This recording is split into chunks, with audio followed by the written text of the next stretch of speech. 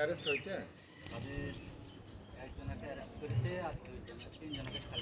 মোলান্দির মৃত নাবালিকার বাড়িতে বিজেপির প্রতিনিধি দল। নদিয়ার কালীগঞ্জে সোমবারের বোমাবাজির ঘটনায় মৃত শিশুকন্যা তামান্নার বাড়িতে দেখা করতে চান জেলা বিজেপির প্রতিনিধি দল।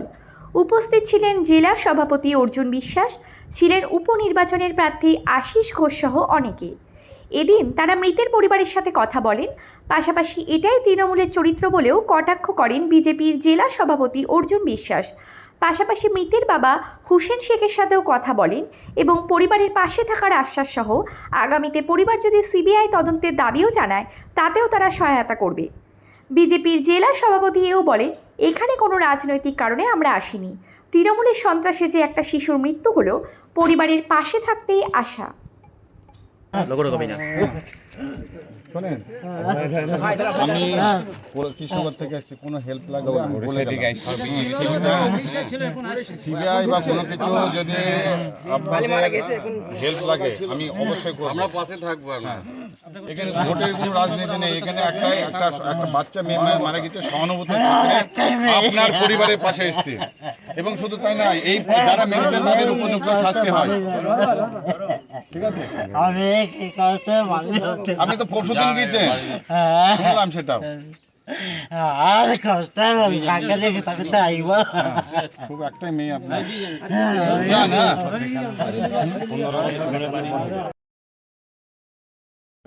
চক্রান্ত করে তার বাড়িতে এসে খুন করেছে। এবং আমার মনে হয় যে এই ঘটনায় এবং তার সুপ্রিমো মমতা ব্যানার্জি যেটা ছাপাই গেছে, এটা আমি বলবো একটা মহিলা হিসাবে আমরা যারা এখানকার শুভবুদ্ধি সম্পন্ন মানুষ আছি, তাই এইরকম নির্মম হত্যা পরেও সে কি করে বলতে পারে এটা একটা বিচ্ছিন্ন ঘটনা। তাই আমার মনে হয় অবিলম্বে এদেরকে গ্রেপ্তার করতে হবে এবং কঠোর থেকে কঠোরতর সাজা দিতে হবে, যাতে আগামী দিনে কেউ এইরকমভাবে কোনো কাউকে খুন না করতে মানে তিনবার চিন্তা করবে যে খুন করতে। একটা অভিযোগ তোলা হচ্ছে বিজেপি করেছে কাজ কালিমা লিপ্ত করতে তৃণমূলের জয়কে। আজকে এই এলাকায় যারা এখানকার সাধারণ মানুষ আছে, যারা আজকে এখানকার সাধারণ মানুষের সাথে আপনারা কথা বলে দেখতে পারেন, এই এলাকায় যারা আছে তারা কিন্তু কেউ বিজেপি করে না। এবং আমরা আজকে রাজনীতির স্বার্থে কেন আসিনি, আমরা বিবেকের কাছে আমাদের মনে হয়েছে যে এই পরিবারের পাশে থাকা দরকার। এই পরিবার যদি কিছু আমাদের হেল্প চাই, ভারতীয় জনতা পার্টিকে যদি হেল্প চাই, আমরা সেই বার্তা দেওয়ার জন্য এখানে এসেছি।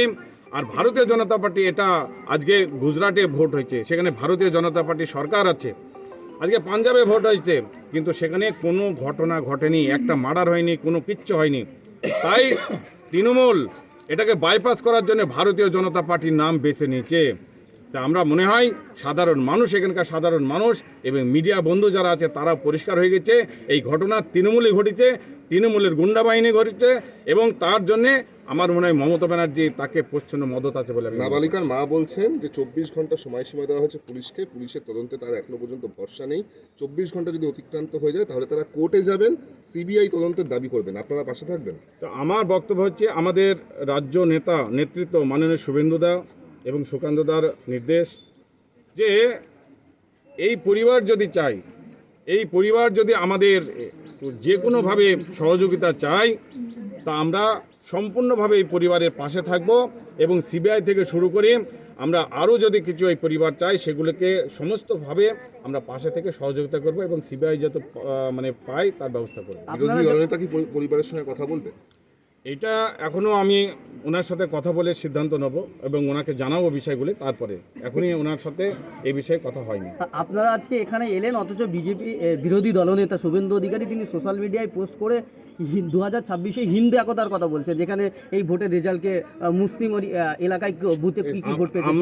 আমরা যেটা নেতৃত্ব তো করবেই, কিন্তু আমি এখানে এসেছি প্রথমেই বলেছি, এটা এই যে পরিবার একটা ছোট্ট শিশু মারা গেছে, বিবেকের কাছে আমি মনে হয়েছে যে পরিবারের পাশে থাকা দরকার। এখানে আমি রাজনীতি করতে আসিনি। এবং শুভেন্দুদা যেটা করেছে ভবিষ্যতের দিকে তাকিয়ে রাজনীতির প্ল্যাটফর্ম বেছে নিচ্ছে। আর আমি এখানে এসেছি এই পরিবারের পাশে থাকার জন্য। এই পরিবার যদি আমাদের কোনো সহযোগিতা চাই, এই সহযোগিতার আশ্বাস দেওয়ার জন্য আমি এখানে এসেছি।